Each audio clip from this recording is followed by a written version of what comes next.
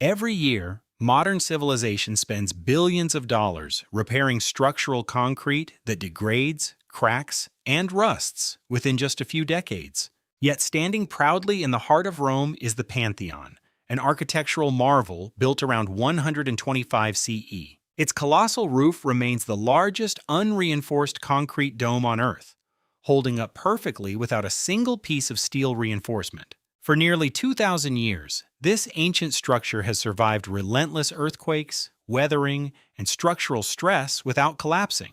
This creates an obvious, unsettling question.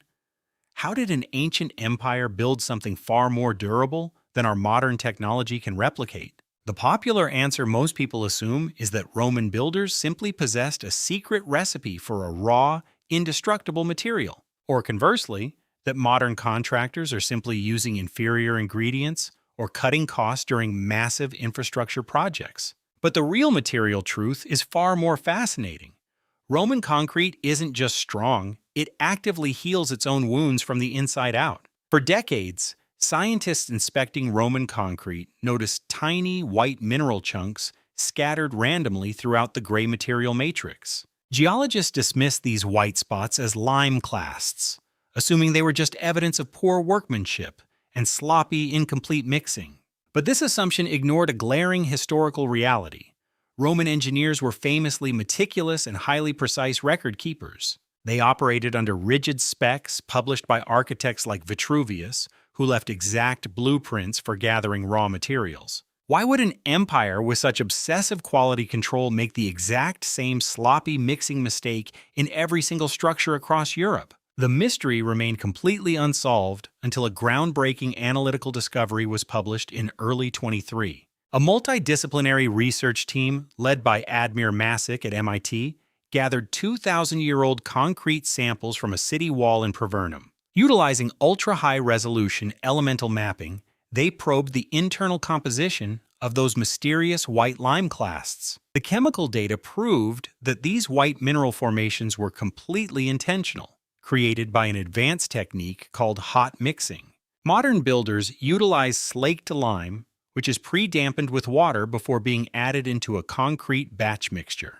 But the Romans dumped dry, highly reactive quicklime directly into their concrete mix alongside volcanic ash. This triggered an intense, exothermic chemical reaction, heating the entire batch to boiling temperatures of over 80 degrees Celsius. This extreme heat altered the chemical behavior of the mix, preventing the quicklime from dissolving completely into the surrounding mortar. Instead, it crystallized into millions of microscopic, brittle, high-surface area calcium reservoirs throughout the entire stone block. These are the lime clasts, a sleeping army of chemical patches waiting to defend the building from structural decay.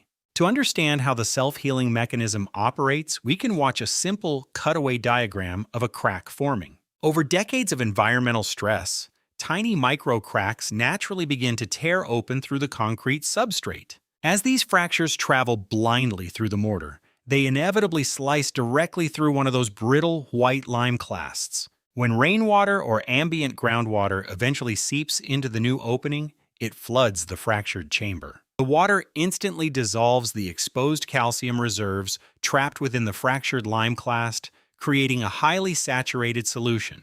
This calcium-rich liquid then reacts with the ambient carbon dioxide dissolved inside the incoming water. It recrystallizes into solid calcium carbonate, forming a dense, white mineral crystalline crust inside the void. This expanding mineral web physically plugs the entire crack from the inside out, sealing the wall before the damage can spread.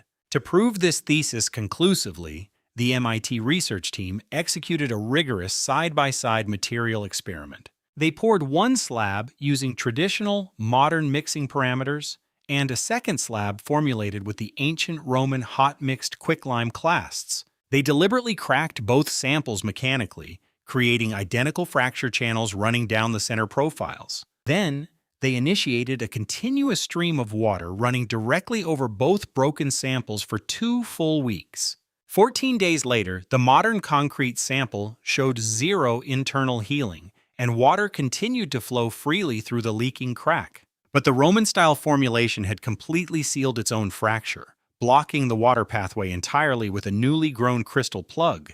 And this self-healing process is only the first half of the ancient empire's masterclass in material architecture. The Romans developed an even more sophisticated modification for their marine concrete, utilized in harbors, breakwaters, and seawalls. Modern marine concrete behaves like a ticking clock, slowly dissolving and cracking from the corrosive action of saltwater ions. But Roman marine concrete actively utilizes the chemistry of the ocean to grow structurally stronger over centuries. Their formula combined rare volcanic ash gathered from the slopes of Mount Vesuvius with specific lime aggregates. When saltwater filters into this porous volcanic mortar, it reacts chemically with a rare mineral called philipsite. This alkaline fluid reaction triggers the rapid growth of long, interlocking crystals of a rare mineral named aluminous tobermarite. These mineral plates expand directly into any empty pore spaces, weaving a microscopic reinforcing mesh throughout the block.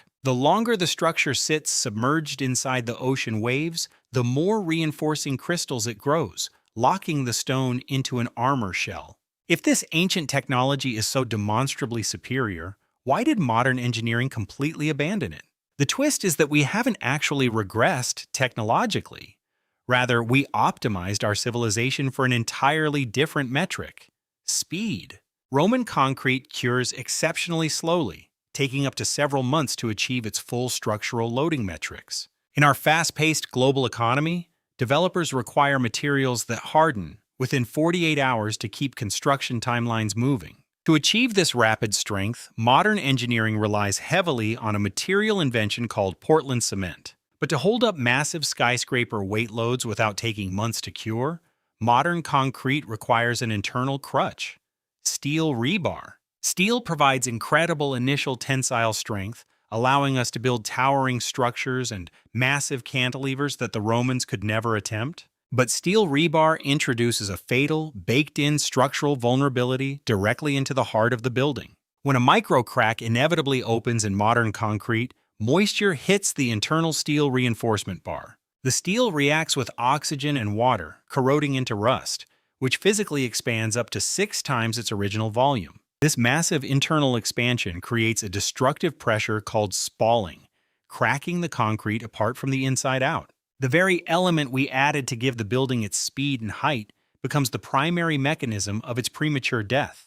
Roman concrete contained 0 internal steel rebar, meaning it was completely immune to this internal exploding cancer. By choosing tensile agility over ultimate durability, we picked up a severe historical weakness in our global infrastructure pipeline. And the stakes of this material trade-off extend far beyond simple historical nostalgia or architectural romanticism. The global production of modern Portland cement is an ecological disaster, requiring massive fossil-fueled kilns running day and night. The manufacturing process is single-handedly responsible for roughly 8% of all global greenhouse gas emissions every single year. If cement production were a country, it would be the 3rd largest carbon emitter on the entire planet, trailing only China and the United States.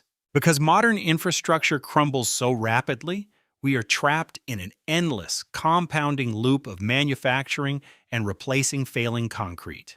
This reality frames our investigation not as a romantic look at a primitive past, but as an urgent material upgrade for our industrial future. By bringing hot-mixed, self-healing lime-classed technology back into modern production lines, we could double the lifespan of our infrastructure. Imagine a world where concrete roads, seawalls, and foundations patch themselves automatically before a single crack can compromise the foundation. We could slash global carbon emissions by billions of tons, simply by building structures that don't need to be replaced every 50 years. The ancient Roman builders weren't simpler or more primitive than us. They merely solved for a multi-century resource equation. They left their answers hiding in plain sight, embedded deep within the white mineral spots of their standing empires. Stay tuned as we continue to tear open the secret blueprints operating right within the hidden material networks of our world.